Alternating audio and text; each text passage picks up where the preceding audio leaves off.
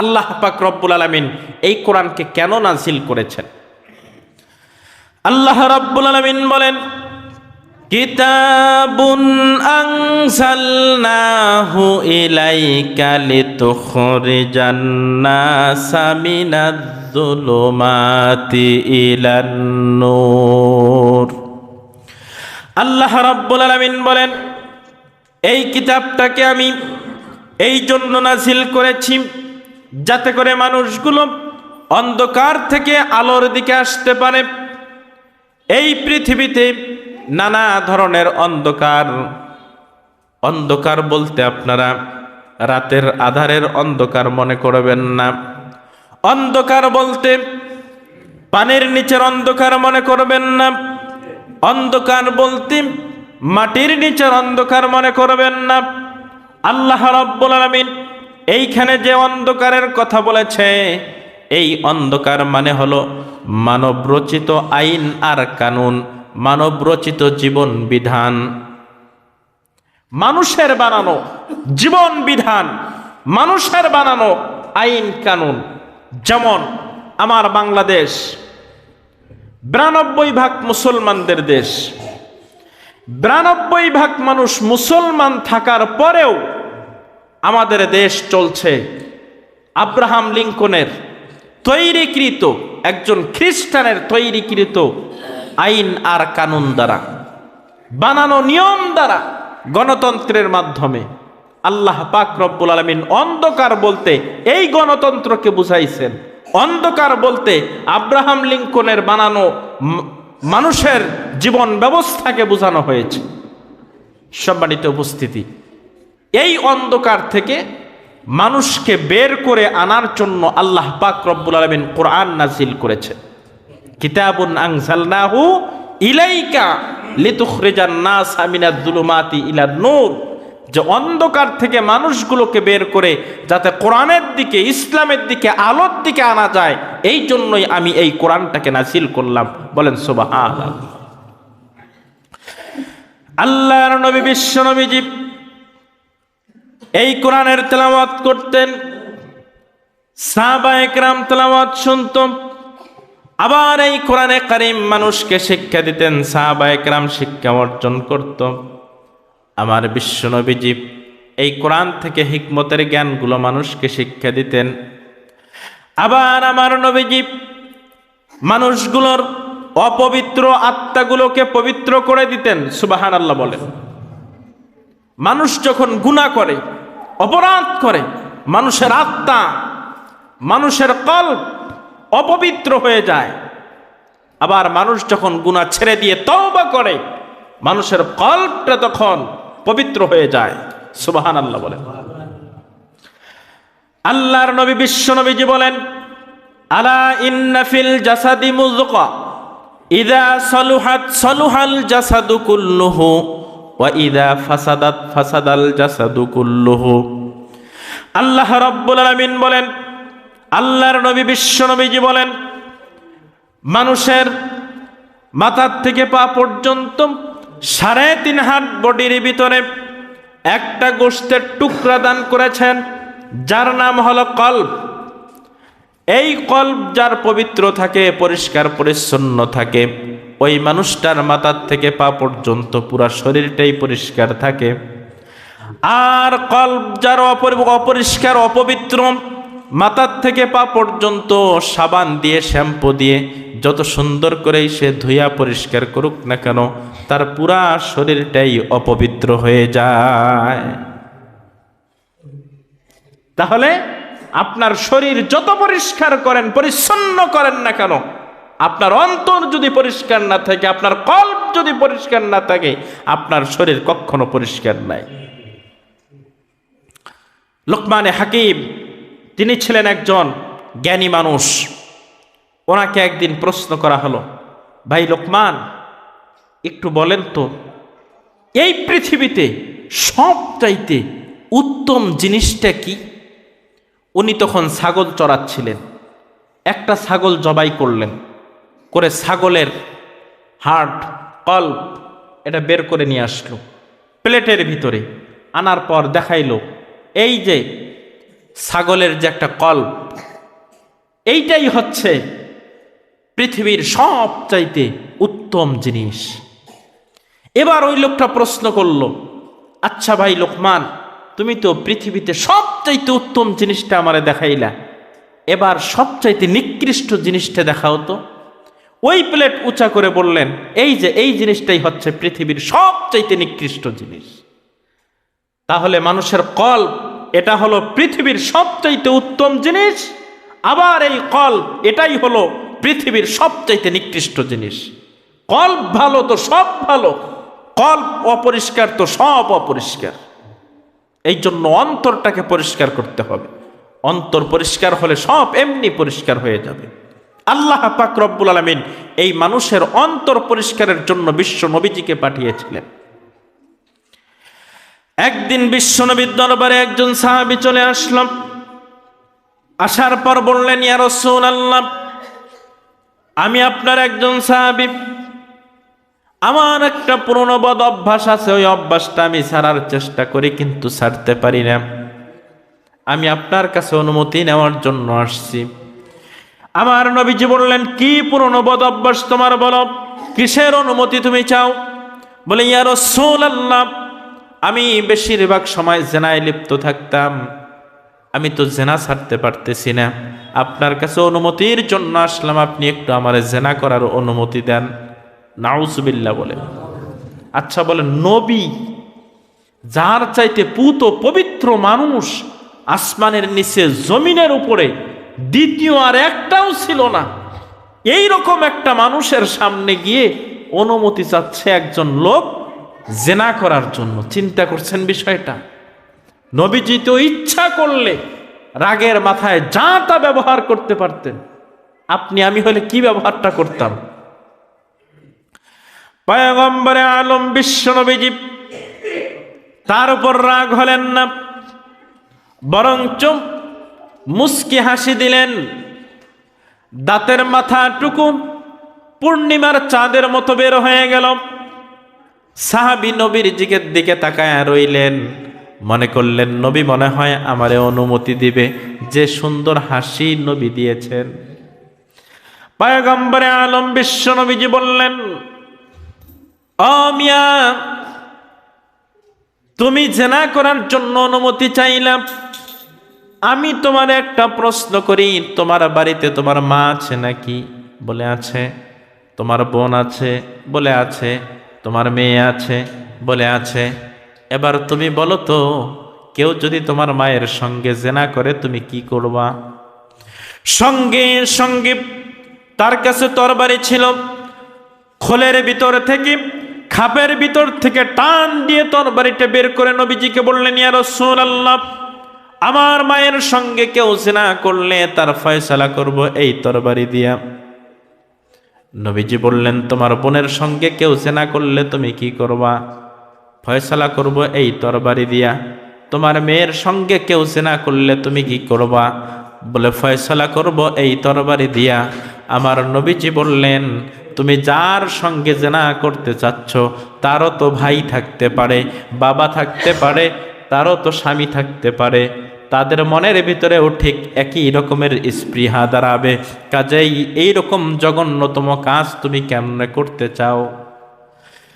বিশ্ব নবীজিকে ডাক দিয়ে বললেন, ইয়া রাসূলুল্লাহ, আমার চোখের ভিতরে পর্দা পড়ে গিয়েছিল, বিষয়টা ক্লিয়ার বুঝতে পারি নাই।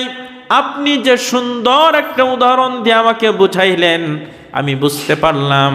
খবরদার, আমি কোনোদিন জিনা করা তো দূরের কথা, জিনার নামটা মুখে উচ্চারণ পর্যন্ত করব না। বলেন সুবহানাল্লাহ। তাহলে নবীজি মানুষের আত্মশুদ্ধি করতেন এইভাবে, মানুষকে পরিবর্তনের দিকে নিয়ে আসতেন এইভাবে। আশরাফ আলী থানভী রহমাতুল্লাহি আলাইহি, তিনি বিশাল বড় একজন আল্লাহর ওলি ছিলেন। একদিন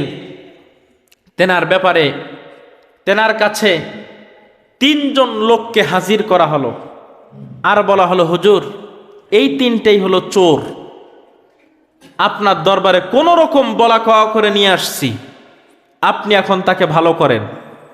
মাইল দিয়া ভালো করবেন, শাসন করে ভালো করবেন, না কিভাবে ভালো করবেন সেটা আপনার ব্যাপার। আশরাফ আলী থানভী রহমতুল্লাহি আলাইহি তাদের তিনজনের জন্য এমনি সাধারণ মানুষ যেমনে থাকার ব্যবস্থা তার দরবারে, তার তুলনায় আরো অনেক উন্নত মানের ব্যবস্থা করলেন রাত যাপনের জন্য, এবং খাবার দাবারের জন্য অনেক উন্নত মানের খাবারের আয়োজন করলেন। তারা তিনজন রাত্রিবেলায় খাইল, বিছানায় শয়, একজন আর একজনকে বলে, ভালোই তো, এমন জায়গায় আসলাম, এই রাতে যদি চুরি করতে যাইতাম মনের ভিতরে কি ভয় থাকতো, ধরা পড়ি কি পড়ি না, কত টেনশন মাথায় কাজ করত, দুমুঠো খাবার মুখে জুটতো না। আর এখানে আসলাম, কি সুন্দর বিছানা, কি সুন্দর খাবার, বিছানায় শুয়ে আছে। হঠাৎ গভীর রাত ফজরের আগ মুহূর্তে দেখেন কান্নাকাটির শব্দ। তারা তিনজনে ভালো করে লক্ষ্য করে দেখে পুরা মসজিদ ভর্তি হয়ে গেছে মানুষ, তাহাজ্জুদের নামাজ পড়ে কান্না করছে। এবার তারা তিনজন একে অপরকে বলে, চল আমরা উঠি, ওই রকম নামাজ পড়ে কান্নাকাটি করি। আর একজন বলে, ধর, যেভাবে আরাম আয়েশে আছে এইটাই ভালো, শুয়ে আছে, উঠে নাই। দ্বিতীয় দিন আবার ওইরকম সুন্দর খাবার দাবার এবং বিছানার ব্যবস্থা তাদের করে দেওয়া হলো। তারা দেখলো রাত্রে যখন সবাই কান্নাকাটি করে, একে অপরকে বলল, চল আমরাও যাই, কিন্তু উঠলো না। তৃতীয় দিনে তারা আর বিছানায় শুয়ে থাকতে পারে নাই, ঠান্ডা পানি দিয়ে উজু করে কঠিন শীতের মধ্যেও লেপ তোষক সব কিছু ছেড়ে সাধারণ মানুষের কাতারে এসে নামাজ পড়ে দু চোখের পানি ঝরায়া কান্না করতে বাধ্য হয়েছে। বলেন সুবহানাল্লাহ। এইভাবে বিভিন্ন সময় বিভিন্ন ওলিয়ে কামেল যারা ছিলেন তারা মানুষের আত্মশুদ্ধি করত, মানুষকে পরিবর্তন করত। এই পরিবর্তনের জন্যই আল্লাহ পাক রব্বুল আলামিন এই কোরআনটাকে নাযিল করেছেন। আল্লাহ রাব্বুল আলামিন এই কথাটাই বললেন, কিতাবুন আনজালনাহু ইলাইকা লিতুখরিজান নাসা মিনাজ-যুলুমাতি ইলান নূর। আমি এই কোরআনটা এই জন্য নাযিল করলাম যাতে করে মানুষগুলোকে মানব রচিত আইন আর কানুন থেকে বের করে নূরের দিকে তথা কোরআনের দিকে আনতে পারি, কোরআনের বিধানের দিকে আনতে পারি। আল্লাহর নবী বিশ্ব নবীজির সময় যখন মানুষগুলো দলে দলে নবীর হাতে এসে মুসলমান হওয়া শুরু হয়ে গেল, মুসলমানদের সংখ্যা দিন দিন বাড়া শুরু হয়ে গেল। আবু জাহেল, উতবা, সায়েবা তদানীন্তন সময়ে মক্কা থেকে কাবা ঘর থেকে দক্ষিণ দিকে সংসদ ভবন ছিল। তদানীন্তন সময়ে ওই সময়ের মানুষ তার নাম দিয়েছিল দারুন নদওয়া। দারুন নদওয়ার ভিতরে সংসদ সদস্যরা সবাই মিলে বসে বৈঠক করছে। প্রধানমন্ত্রী আবু জাহেলও সেখানে উপস্থিত। এবার তারা প্রস্তাব পেশ করল, মুহাম্মদকে দেশ থেকে বের করে দেওয়া হোক, কারণ মুহাম্মদ যতদিন পর্যন্ত এই এলাকায় থাকবে আর কোরআন থেকে তেলাওয়াত করবে, মানুষগুলো তার কাছে যাবে, ধর্ম ত্যাগ করে মুসলমান হবে, আমাদের দলের লোক কমতে থাকবে। আর একজন বলে, মুহাম্মদকে যদি আমরা দেশ থেকে তাড়িয়ে দিতে চাই, তার গোষ্ঠীর মানুষেরা কিন্তু আমাদেরকে ছাড়বে না। এবার আর একজন বলল, তাহলে মুহাম্মদকে একবারে হত্যা করে ফেলা হোক, যাতে করে মুহাম্মদের চিহ্ন পর্যন্ত এই দুনিয়াতে না থাকে। আবু জাহেল বলল, বিভিন্ন জন বিভিন্ন মত পেশ করছ, সব চাইতে ভালো লাগলো আমার এই মতটা, মুহাম্মদকে দুনিয়ার থেকে নিশ্চিহ্ন করে দেওয়া হোক। কিন্তু এই মুহাম্মদকে নিশ্চিহ্ন করে দিবে, হত্যা করে দিবে, তার মাথা আবু জাহেলের কাছে জমা দিবে, এমন মানুষ তো মক্কার জমিনে জন্মগ্রহণ করেন নাই। কারণ হলো মুহাম্মাদুর রাসূলুল্লাহ যেই বংশে জন্মগ্রহণ করেছে ওই বংশ সব চাইতে সম্মানী, সব চাইতে শক্তিশালী বংশ। ওই বংশের একজন মানুষের গায়ে আঘাত করা মানে পুরা আরবের ভিতরে একটা ঝগড়ার সৃষ্টি করা, যুদ্ধ সৃষ্টি করা। এই জন্য আবু জাহেল একটা বুদ্ধি করলো। কি বুদ্ধি? যাতে করে আবু জাহেলের নিজের গায়ে দোষ না আসে, সংসদ সদস্যদের গায়েও দোষ না আসে। আবু জাহেল ডাক দিয়ে বলল, শোনো, তোমাদের মধ্যে কি এরকম কোনো ব্যক্তি আছো নাকি যেই ব্যক্তিটা মুহাম্মদের মাথা জীবিত অথবা মৃত আমার দরবার পর্যন্ত এনে দিবা। যদি দিতে পারো 100 লাল উট তাকে পুরস্কার দেওয়া হবে। 100 লাল উট পুরস্কার দেওয়া হবে। 100 লাল উট মানে বিশাল কিছু। তখনকার মানুষ মোটর সাইকেল ছিল না, প্রাইভেট কার ছিল না, বাস ছিল না, ট্রেন ছিল না। এই উট আর ঘোড়ার উপর সওয়ার হয়ে চলতো। উট এবং ঘোড়ার ভিতরে সবচাইতে বেশি দ্রুতগামী ছিল লাল উট।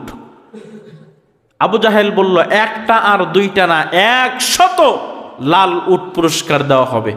তার মানে বর্তমান সময়ে আপনি যদি নিচু নজরে দেখেন 100 পালসার মোটর সাইকেল পুরস্কার দেওয়া হবে। আর যদি একটু উঁচু নজরে দেখেন তাহলে 100 প্রাইভেট কার পুরস্কার দেওয়া হবে। চিন্তা করছেন, এটা কি চারটিখানি ব্যাপার মনে করলেন? এত বড় পুরস্কারের কথা শোনার পরেও কেউ হাত তোলে না। 24 বছরের ভরা টকবগে যুবক, নাম হলো ওমর, হাত উঁচু করে বললেন, ও লিডার, আপনি এখানে বসে থাকেন, আপনার বৈঠক শেষ হওয়ার আগেই আমি মুহাম্মদের মাথাটা আপনার দরবারে নিয়ে আসব। এই বলে আবু জাহেলের সামনেই তিনি খাপ থেকে, খোল থেকে তরবারিটা টান দিয়ে বের করে উঁচু করলেন। ঘোড়ার উপরে উঠলেন। ঠক ঠক শব্দ হচ্ছে। মক্কা থেকে, কাবা ঘর থেকে দক্ষিণ দিকে হলো দারুন নদওয়া সংসদ ভবন, আর কাবাঘর থেকে পূর্ব দক্ষিণ কর্নারে হচ্ছে দারে আরকাম, যেখানে আমার বিশ্ব নবীজি তার সাহাবীদেরকে নিয়ে মিটিং করছেন। খুব বেশি দূরত্ব নয়, অল্প একটু রাস্তা। ঘোড়ার উপরে উঠল, তরবারি খুলে নিল। মাঝ পথে দেখা হয়ে গেল সাদ বিন আবি ওয়াক্কাস রাদিয়াল্লাহু তাআলা আনহুর সঙ্গে। সাদ বিন আবি ওয়াক্কাস রাদিয়াল্লাহু তাআলা আনহু ওমরের এমন পরিস্থিতি দেখে সন্দেহের মধ্যে পড়ে গেলেন। নিশ্চয়ই ওমরের উদ্দেশ্য খুব খারাপ। সাদ বিন আবি ওয়াক্কাস জিজ্ঞেস করলো, ভাই ওমর, কোথায় যাচ্ছ রেগে মেগে? ওমর ডাক দিয়ে বলে, মুহাম্মদের মাথা আনার জন্য যাচ্ছি। সাদ বিন আবি ওয়াক্কাস রাদিয়াল্লাহু তাআলা আনহু বলল, ওমরকে তো এই পথ থেকে নিশ্চয়ই ঘুরাইয়া দিতে হবে। কেমনে ঘুরাইয়া দেই? হজরতে সাদ বিন আবি ওয়াক্কাস রাদিয়াল্লাহু তাআলা আনহু বললেন, ওমর, তুমি যে মুহাম্মদের মাথা আনার জন্য যাচ্ছ, তার বংশের লোকদের সম্পর্কে তোমার ধারণা আছে নাকি? তার বংশের লোকেরা তোমারে ছাড়বে? এমন কথা বলার সঙ্গে সঙ্গে ওমর ডাক দিয়ে বলে, ও সাদ বিন আবি ওয়াক্কাস, তোমার কথার ভিতরে আমি ইসলামের গন্ধ পাচ্ছি। তুমিও মনে হয় ধর্মান্ধ হয়ে গেছ, ধর্ম ত্যাগ করে মুসলমান হয়েছ। সাদ বিন আবি ওয়াক্কাস বলে, আমি ধর্ম ত্যাগ করি নাই, বরঞ্চ আমি একটা সত্য ধর্ম গ্রহণ করেছি। সাদ বিন আবি ওয়াক্কাস রাদিয়াল্লাহু তাআলা আনহু তিনি একজন বিশ্বখ্যাত বীর ছিলেন। এমন বীর তিনি ছিলেন যে আজও পর্যন্ত মক্কা মিউজিয়ামে তার তরবারি, যেটা দিয়ে তিনি যুদ্ধ করেছেন, ঝুলায়া রাখা আছে। নিচে লিখে দেওয়া আছে সাদ বিন আবি ওয়াক্কাস রাদিয়াল্লাহু তাআলা আনহুর তরবারি। সুবহানাল্লাহ বলেন। আচ্ছা বলেন তো, জাদুঘরে, মিউজিয়ামে যেন তেন মানুষের তরবারি রাখা হয়? তাহলে তিনি কত বড় একজন যোদ্ধা ছিলেন। এর পরেও তিনি রাগ হলেন না। ওমরের দিকে তাকায়া দেখলেন যে ওমরের রাগ ক্রমান্বয়ে বৃদ্ধি হচ্ছে। সাদ বিন আবি ওয়াক্কাস চিন্তা করলেন, ওমরের সঙ্গে যুদ্ধ করতে গেলে অযথা রক্তক্ষয়ী হবে, শরীর থেকে রক্ত ঝরবে, কি দরকার আছে? তাকে তো পথ ঘোরানোর আরো একটি পয়েন্ট আছে। কি পয়েন্ট?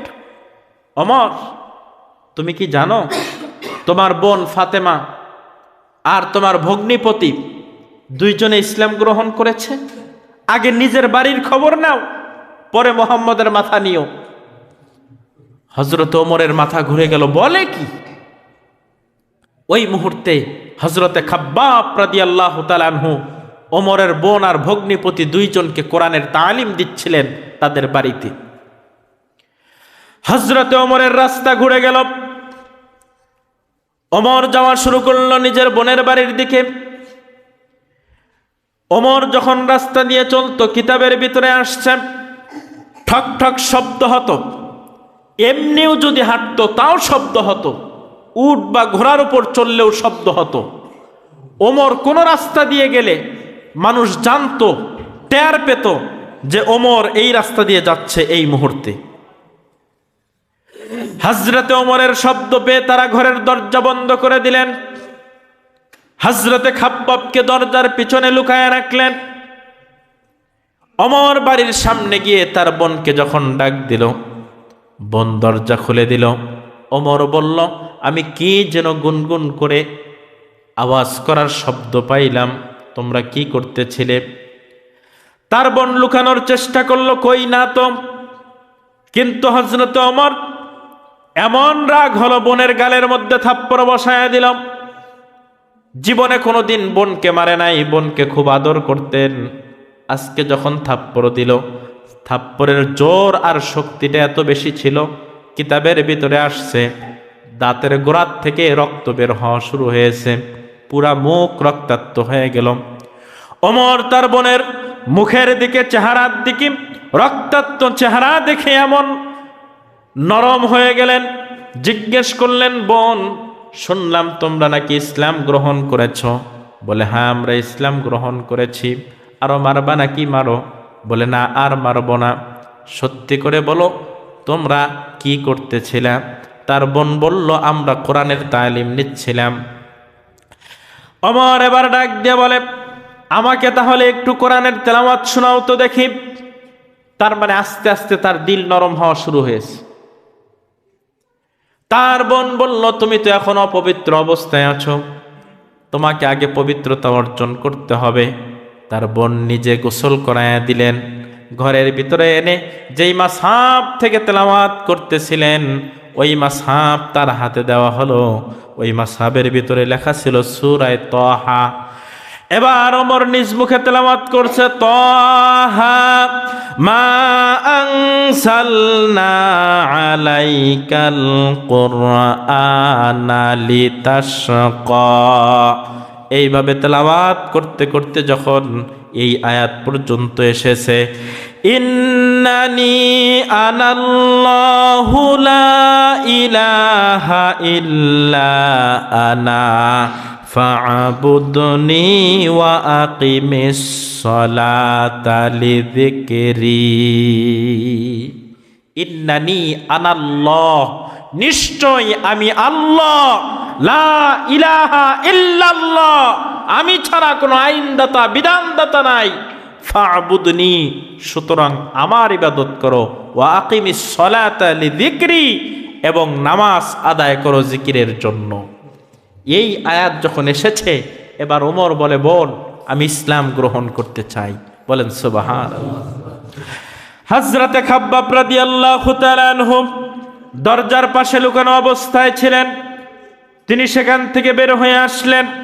আসার পর বললেন, গত রাত্রে বিশ্বনবীজি দোয়া করেছেন, আল্লাহুম্মা আইজ্জিল ইসলামা বিআহাদিল উমরাইন। আয় রব্বুল আলামিন, ইসলামের সম্মান মর্যাদাকে বৃদ্ধি করে দাও দুই ওমরের ভিতর থেকে কোনো একজন ওমরের মাধ্যমে। তদানীন্তন সময়ে দুইজন ওমর ছিল শক্তিশালী এবং সবচাইতে ক্ষমতাধর। একজন ওমর হলো ওমর ইবনে খাত্তাব, যিনি মুসলমান হতে যাচ্ছেন। আর একজন ছিল ওমর ইবনে হিশাম, যাকে এলাকার মানুষ তার মাথার মেধা বুদ্ধি দেখে তার নাম পরিবর্তন করে নাম দিয়েছিল আবুল হাকাম। পরবর্তীতে তার কাজ কারবার অশিক্ষিত আর মূর্খদের মতো হওয়ার কারণে মানুষজন তার নাম দিল আবু জাহেল।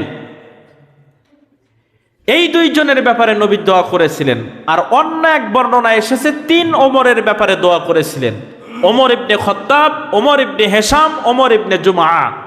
এটা ভিন্ন আর একটা বর্ণনা। ও হযরতে খাব্বাব রাদিয়াল্লাহু তাআলা আনহু বললেন, নবীজি দুই ওমরের ব্যাপারে দোয়া করেছে, আল্লাহ পাক হয়তো তুমি ওমরের জন্যই কবুল করে নিয়েছেন। বলেন সুবহানাল্লাহ। আচ্ছা, দ্বিতীয় আরাক ওমর, তার জন্য কেন কবুল হলো না? কারণ হলো, দ্বিতীয় যে ওমর আবু জাহেল, যে তার অহংকার ছিল বেশি। সাধারণত বলা হয় অহংকার পতনের মূল, অহংকার করা যাবে না। ও মুসলমানদের দিকে লক্ষ্য করে বলতো, এই মুসলমানেরা, যদি কোনো যুদ্ধে বা কখনো তোমরা আমাকে হত্যা করতে পারো, তাহলে আমার গলাটা নিচ থেকে কাটবা। এই জন্য নিচ থেকে কাটবা, আমার মাথাটা ময়দানের মধ্যে পড়ে থাকবে, আমার অনুসারীরা দূর থেকে দেখবে ওই যে দেখা যায় আমার লিডারের মাথা। মানুষ তো জীবিত থাকতে অহংকার করে, আর এই আবু জাহেল মৃত্যুর পরেও অহংকার করেছে। এই জন্য আল্লাহ পাক তাকে পছন্দ করেন নাই, হযরত ওমর ইবনুল খাত্তাবকে পছন্দ করেছে। বলেন সুবহানাল্লাহ। এবার হযরতে খাব্বাব রাদিয়াল্লাহু তাআলা আনহু, ওমরের বোন ফাতেমা আর তার ভগ্নিপতি এবং ওমর কয়েকজন মিলে যাচ্ছে বিশ্ব নবীজির দরবারে। নবীজির দারে আর কামের ভিতরে দরজাটা বন্ধ ছিল। তার 3 দিন আগে নবীর চাচা হামজা ইসলাম গ্রহণ করেছে। দরজার সামনে ওমর যখন শব্দ করল, হযরতে হামজা রাদিয়াল্লাহু তাআলা আনহু বলল, ভাতিজা, ও মুহাম্মদ, তুমি একটু গোপন জায়গায় যাও। ওমরের মনে হয় উদ্দেশ্য ভালো না, সে যদি ভিতরে প্রবেশ করে আমি হামজা তার সঙ্গে যুদ্ধে লিপ্ত হয়ে যাব। সুবহানাল্লাহ।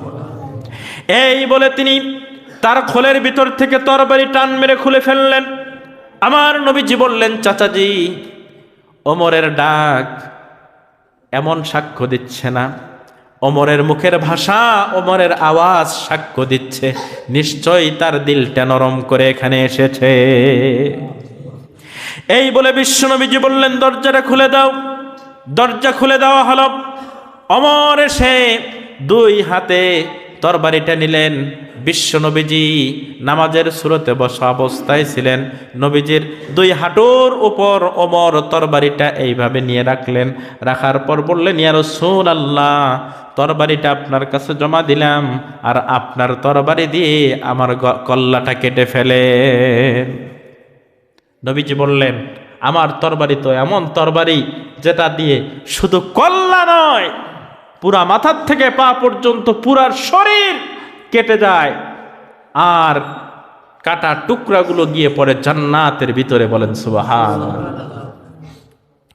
আল্লাহর নবী বিশ্ব নবীজি তখন তাকে শাহাদা পড়ালেন, কালিমা পড়ায় মুসলমান বানায় দিলেন। মুসলমান হওয়ার পর হযরত ওমর বিশ্ব নবীজিকে বললেন, ইয়া রাসূলুল্লাহ, আমার মনের ভিতরে কয়েকটা প্রশ্ন আছে, আপনারা করতে চাই। নবীজি বললেন, কি প্রশ্ন বলো।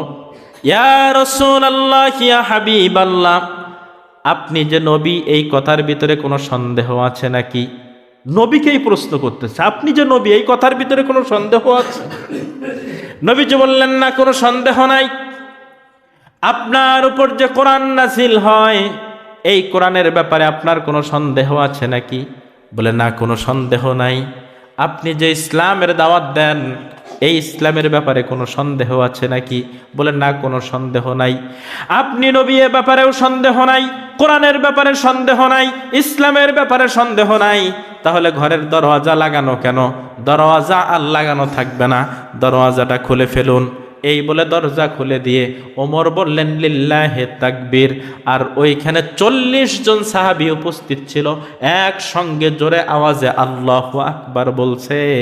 এই দারে আর কাম থেকে আল্লাহু আকবার বলার শব্দ, দারুন নদওয়াত আবু জাহেল যে অপেক্ষা করছে মুহাম্মাদের মাথার জন্য, এইখান থেকে আল্লাহু আকবারের শব্দ শোনা গেছে।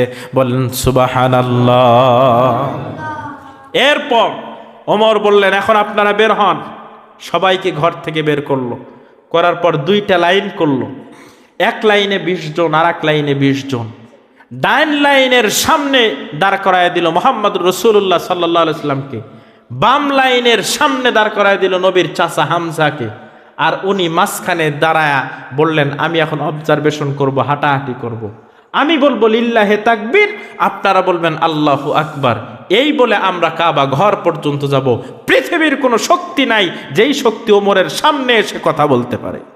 সুবহানাল্লাহ বলেন। এই বলে সবাই হাঁটা শুরু করলো। ওমর বলতেছে লিল্লাহে তাকবীর, আর 40 জন মানুষ একসঙ্গে আওয়াজ দিচ্ছে আল্লাহু আকবার।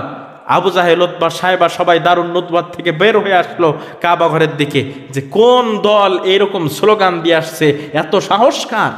এবার দেখে যে ওমর মাথা আনার জন্য গেছে, ওই ওমর নিজেই মাথা সেখানে দিয়ে দিয়েছে। আবু জাহেল দূর থেকে জিজ্ঞেস করলো, ওমর, তোমারে পাঠাইলাম কোন কাজে, আর করলা কি?